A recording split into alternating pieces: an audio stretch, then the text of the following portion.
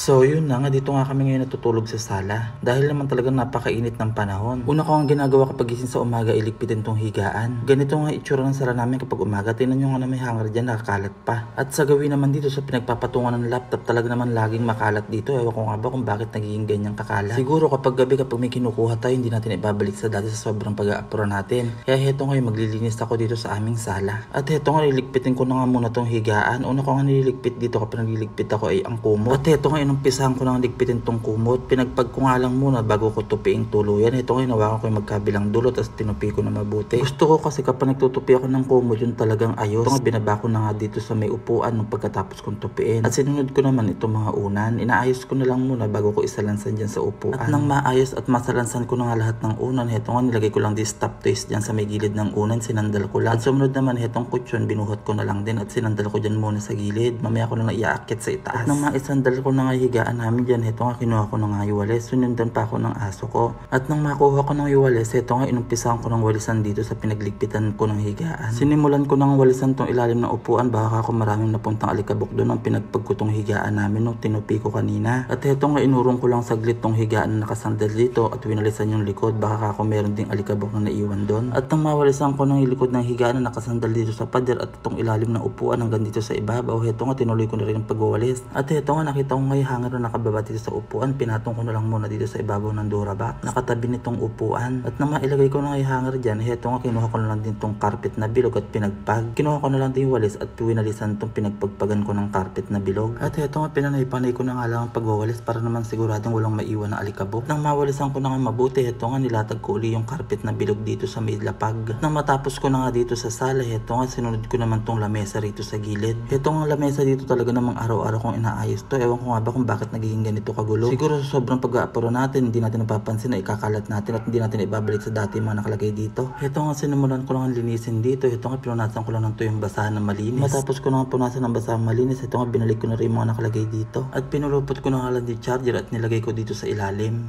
At heto nga, fast forward na nga tayo. Heto nga, pinunasan ko lang din yung mga pang display na nakapatong dito. At pagkatapos ko punasan yung mga pang display dito, heto nga, pinunasan ko lang dito yung lamesa. At nang matapos ko na nga punasan to ibabaw ng lamesa, heto nga, binalik ko na lang dito mga inalis ko sa dating pinaglalagyan nila. At bago ko nga ibalik itong mga tinanggal ko sa pinaglalagyan nila, heto nga, pinunasan ko lang din sila munang mabuti.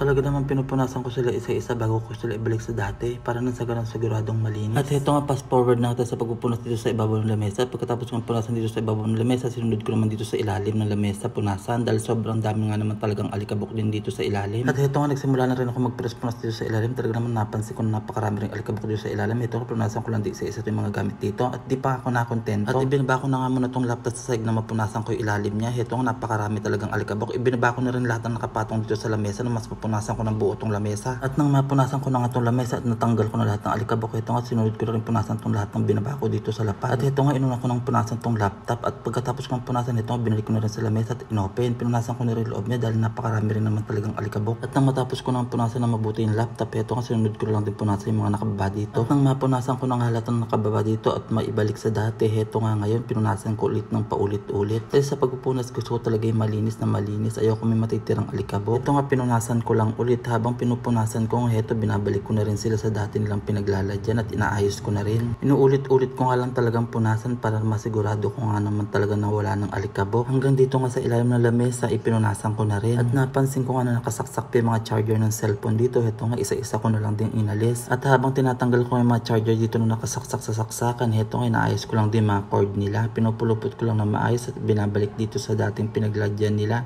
para sa susunod na gagamitin, alam ko saan kukunin. At nang matapos ko na tanggalin lahat ng nakasaksak na charger, heto nga, tinuloy ko lang din punasan dito sa ilalim hanggang sa ibabaw. At nang matapos ko na punasan, ito, tumayo na rin ako at ito na ang kanyang itsura ngayon. At nang matapos ko na linisin dito sa lamesa, at dito naman ako ngayon magsisimulang maglinis. At dito naman sa side na to, talaga naman napakakalat. Ito nga, yung mga laruan ng aso ko nagkalat pa. Ganito nga ang kanyang itsura sa malayo at ito nga lamesa ay napakarami ring alikabok. Ito nga, nabili kong artificial hanging plant ay sasabit ko na rin para mawala na rin nakababa dito. Doon ko nga siya siya balak isabit sa may dulo. Lalagyan ko siya ng sabitan doon. Bago ko nga lagyan ng sabitan tong artificial hanging plant na to, ito nga binaba ko na lang muna siya dito. At inayos ko na lang din muna tong mga laruan ng aso dito na nakakalat dito sa may ilalim. Kinuha ko na nga lang din tong tray na lagay ng laruan ng aso. Ito nga nilagay ko na rin isa-isa yung mga laruan na nakakalat dito. Na matapos ko na nga ilagay dito sa tray lahat ng nakakalat na laruan ng aso, ito nga ibinalik ko na lang din sa dati. At na maibalik ko na nga yung tray na lagay ng laruan ng aso, ito nga kinuha ko lang din yung carpet na nakalagay dito. Kung naaalala nyo nga yung previous videos ko, ito nga yung tinanggal kong carpet na nakalatag dito dati. Nilagay ko nga lang din dito sa ilalim at hanggang ngayon hindi ko pa nga rin nalalaban. May kabigatan nga din kasi tong carpet na to. At nang matanggal ko na yung carpet, ito tinanggal ko na rin yung mga ibang nakalagay dito sa ilalim. At nang matapos ko na nga tanggalin lahat ng nandito sa ilalim, ito nga kinuha ko na lang din tong toolbox. Nang makuha ko nga tong toolbox, ito nga inopen ko na rin. At dito ko nga kasi kukunin yung gagamitin kong sabitan ng hanging plant. At nang pag-open ko nga dito sa toolbox, ito nga kinuha ko na nga itong gagamitin kong sabitan ng hanging plant. Ganito nga ang kanya itsura. Pako nga ito na maliit na may hook. Ito nga ginagamit ko kapag may isasabit ako sa wall. Kagandahan na to, hindi ka nagagamit ng hand drill or barena. Ang kagandahan nito, bumabaon agad siya sa wall. Kahit pukpukin mo siya ng martilyo, hindi nabibitak yung pinaka-wall. Ito nga naikabit ko na. Kahit nga anong isabit mo mabigat siya, hindi talaga bibigay. Kasi talaga namang baon na baon yung pinaka-pako niya. Nang maisabit ko na nga sa wall itong artificial plant, ito nga dumiretso na rin ako sa kusina para hugasan itong mga manggang bigay sa amin. Ito nga ibinuhos ko lang lahat dito sa lababo para mahugasan ko mabuti at mapilian ko rin kung ano pa yung mga pwedeng kainin dito. At nang maibuhos ko na nga sa lababo itong mga manggang binigay sa amin, ito nga hinugasan ko na lang din isa-isa. At habang hinuhugasan ko nga, ito nga may napansin nga ako may sira. Kaya ito nilagay ko na lang dito sa aming sink drainer na nakakabit yan sa aming lababo. At ito nga isa-isa ko talagang hinuhugasan na mabuti itong mga manggang to dahil nga to bigay lang sa amin. Kaya ito isa-isa ko talagang hinuhugasan dito sa running water na nakasindi dito sa aming lababo. At ito nga may napansin nga ako may sira, kaya ito tinapon ko na lang dito sa aming sink drainer. Ito nga fast forward na nga tayo na mahugasan ko na nga isa-isa itong mga manggang bigay sa amin. Ito nga nilagay ko lang sa tray at nilagay ko na rin din sa lamesa. Na mailagay ko na nga sa lamesa yung mga hinugasan kong mangga. Ito nga mga bulok na mangga na nakalagay dito sa aming sink drainer at tinapon ko na lang din dito sa basurahan. At nang maitapon ko na nga yung mga sirang mangga sa basurahan, ito nga sink drainer namin, binalik ko na lang din sa dati. Nang maibalik ko na nga yung sink drainer sa lababo, ito nga kumuha ko ng mangga para magbukas ng isa. Ito nga pumili lang ako ng medyo maganda-ganda. Tapos ito kinuha ko na rin kutsilyo, tapos binalatan ko na lang din. Umpisahan ko na ng balatan, ito nga talaga namang napakaganda ng kulay ng mangga sa loob. Ito nga saktong-sakto lang siya naman iba. At matapos ko na nga lang balatan, ito nga biniyak ko na lang din na makita ko yung loob. Nang makita ko yung loob, talaga naman napakasarap na itsura niya.